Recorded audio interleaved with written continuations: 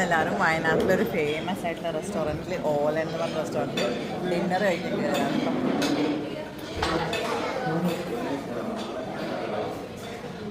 Welcome to ഓലൻ. ഇതൊരു welcome drink ആട്ടോ, free ആയിട്ട് നമുക്ക് കോഫി കിട്ടും. ആൻഡ് ഞാൻ ഓർഡർ ചെയ്തത് ഒരു വെജിറ്റബിൾ സ്പെഷ്യൽ സൂപ്പാണ്. എല്ലാ വെജിറ്റബിൾസും കുരുമുളകും ഒക്കെ ഇട്ടൊരു അടിപൊളി സൂപ്പ്. ഞാനൊന്ന് ടേസ്റ്റ് ചെയ്ത് നോക്കാം കേട്ടോ. നല്ല കുരുമുളക് ഇട്ടിട്ടുണ്ട്. ഞാൻ വെജിറ്റബിളാണ് ഓർഡർ ചെയ്തത്. നല്ല ടേസ്റ്റ് ഉണ്ട് കേട്ടോ. ഓക്കെ, ഇനി മെയിൻ കോഴ്സിലോട്ട് പോയി കഴിഞ്ഞാൽ എൻ്റെ ഹസ്ബൻഡ് ഓർഡർ ചെയ്തത് ചിക്കൻ ചിരട്ടപ്പൂട്ടാണ് പ്ലസ് മുളകിട്ട ഷാപ്പിലെ മീൻകറി. നോ അത് മീൻകറിയല്ല, അത് മട്ടൺ സ്റ്റൂ. അത് എൻ്റെ അനിയൻ ഓർഡർ ചെയ്തത് നെയ്ച്ചോറും മട്ടൺ സ്റ്റൂ. ഇനി ഷാപ്പിലെ മീൻകറി കിട്ടിയാൽ മാത്രമേ ആ ചിരട്ടപ്പൂട്ട് കഴിക്കാൻ പറ്റൂ. So waiting.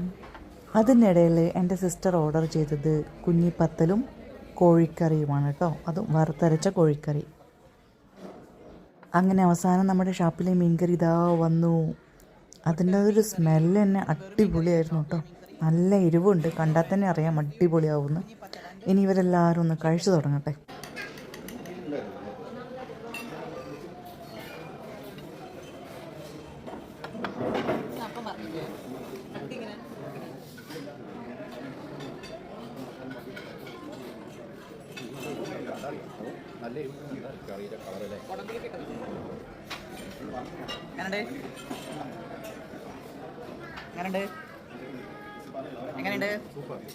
ഞാൻ പിന്നെ സൂപ്പിൻ്റെ കൂടെ 2 വെള്ളയപ്പം കൂടി ഓർഡർ ചെയ്തു. നല്ല ചൂടുള്ള മുരിഞ്ഞ വെള്ളയപ്പം. ഇത്രയും സാധനങ്ങൾ ഓർഡർ ചെയ്തിട്ട് ബീഫ് മാത്രം ഒഴിവാക്കിയാൽ അത് ബീഫിനോട് ചെയ്യുന്നത് വലിയ തെറ്റാണ്. സോ അത് മുൻകൂട്ടി കണ്ടുകൊണ്ട് തന്നെ ഞങ്ങൾ ബീഫ് ഡ്രൈ ഫ്രൈ അത് വിത്ത് കോക്കനട്ട് ഓർഡർ ചെയ്തു. ഇനി അതവർ കഴിക്കട്ടെ, ഞാനിവിടെ ഇരുന്ന് കാണട്ടെ.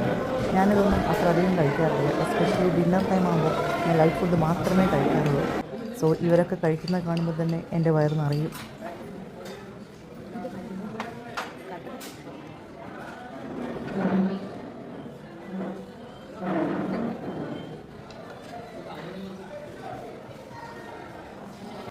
ഞങ്ങൾ റെസ്റ്റോറൻറ്റിൽ എത്തിയപ്പം ഏകദേശം ഒരു 9 മണിക്ക് ആയിട്ടോ. ഇവിടുത്തെ ആംബിയൻസ് ഒക്കെ ഒരു അടിപൊളിയാണ്.